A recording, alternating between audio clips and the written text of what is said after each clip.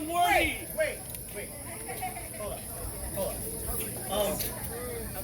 Am I? You actually reading? You're supposed to be promoted. All right, sorry. Hold on. Forgive me, Your Majesty.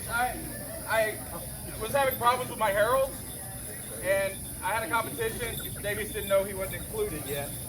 Please, good herald. No, let him finish. What? Let him finish. I'm gonna let him finish.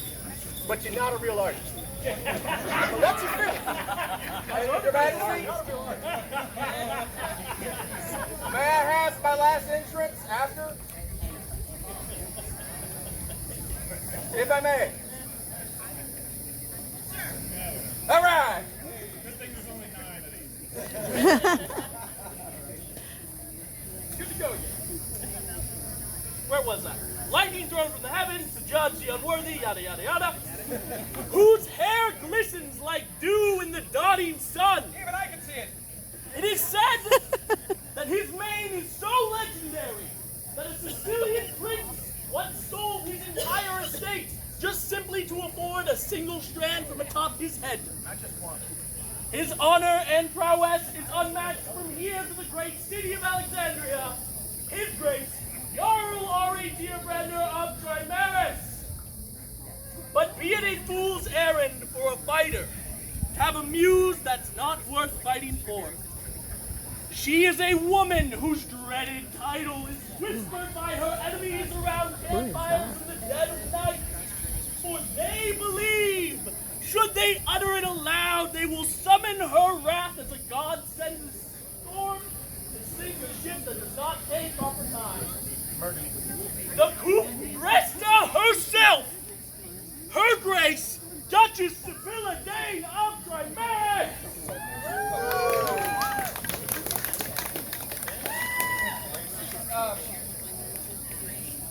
I believe their Majesty's trying to be an indulgence. Ladies and gentlemen, I obviously need no introduction, and you know they didn't need that introduction. The two before you have set that seat and guided this kingdom to glory before unheard. There were battles at Gulf War that had been given up as eternally lost until they sat in those chairs. We took from Ansiora such a taxing victory that they had to reach back into the mist of time to bring 7-time champions. They had to bring great dukes and duchesses out to the field just to get their butts kicked too. Whose house is this? We utter at Gulf Wars every year. It is our house because it was first Ari's house. Today we stand in an attempt to find worthy heirs to the power couple that sits this chair right now.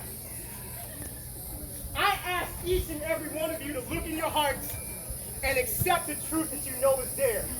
There are none worthy of succeeding this pair anywhere near as worthy as these two. The glory that has been heaped upon their names in this kingdom is untold. So I'm not going to stand here and try and recount it. I'm going to tell you that those foes who face him, when there is a goal he has for her, woe betide you. Because you're not going to stop that man. If I were you, I'd head home now. Because this will hurt. Your Majesty, hopefully your next heir, Ari Tierbrander, Sibylla Dane. That was something else. That I remember is that Ari took dew in his hair. See, you take notes. Is that how you get that luxury?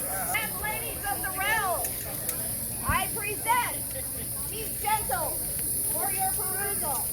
I have the Knight Lord of Knights, the Defender of Virtue, the Man with the Hand, and the Mouth of South. I give you Sir Johann Croft. And next to him, a lovely lady who has done many, many things for this kingdom. She makes beautiful art and cute women. I give you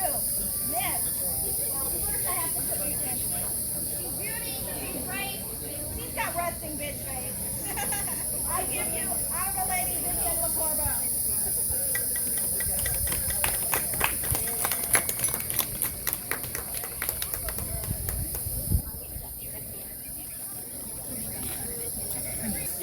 For today is the day you shall all remember. You will tell your children. You will tell your children's children.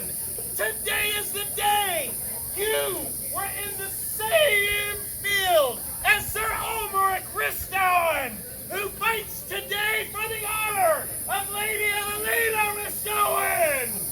Thank you, good Harold.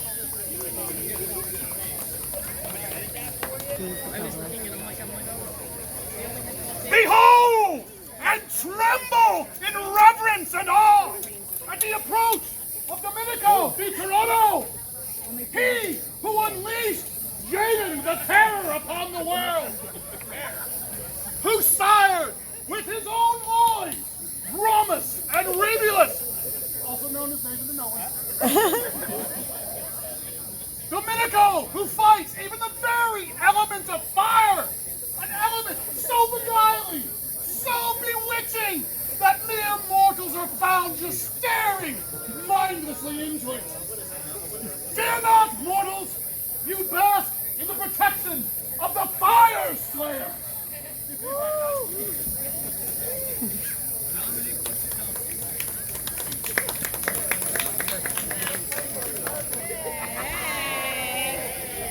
Your Majesty, good nobles and cousins all, and all the rest of people Trimaris, good morning! Can you feel the anticipation?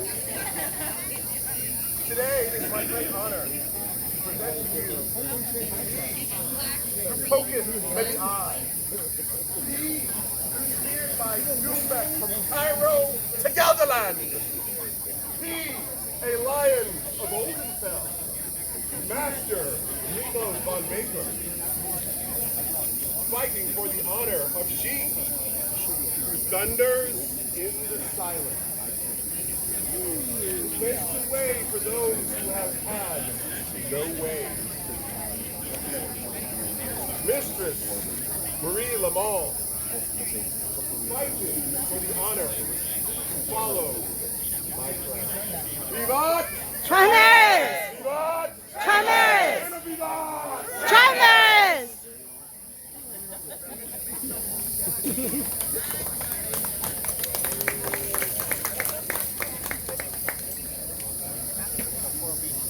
Dumpster as they're going through their garments and throwing them away, and you're going, no!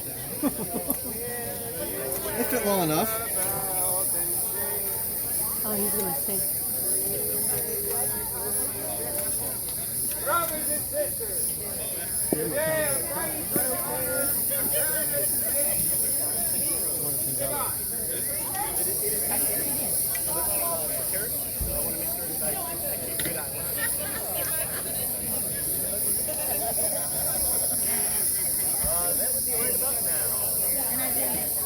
Your Majesty, how are you? I spoke to you earlier. There was a herald here earlier who spoke quite eloquently about the past of Trimaris. I come to you to speak to you about the future of Trimaris. I here today bring before you Lord Ioannis McSweet and his lady, Maeve O'Connell. They don't have the pedigree of I don't know, say Arya. But the future is bright. He brings with him a stick of thunder. She brings with her beauty nearly unsurpassed by anything in nature. That's very nice. The two of them together will be here and engage and usher this great kingdom forward into the future, honoring the seven seas with every action and every word. Hopefully you find them worthy. I know you didn't get that out of the past. I know you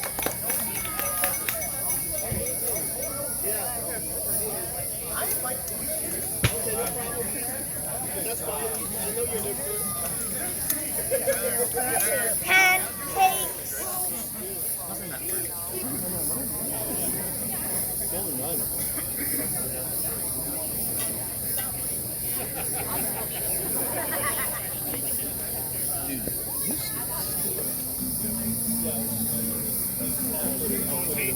highlands and over the low. See the star breathing, he'll strike the last blow. As the chieftain of England so angrily knows that thistle bows not to the rose.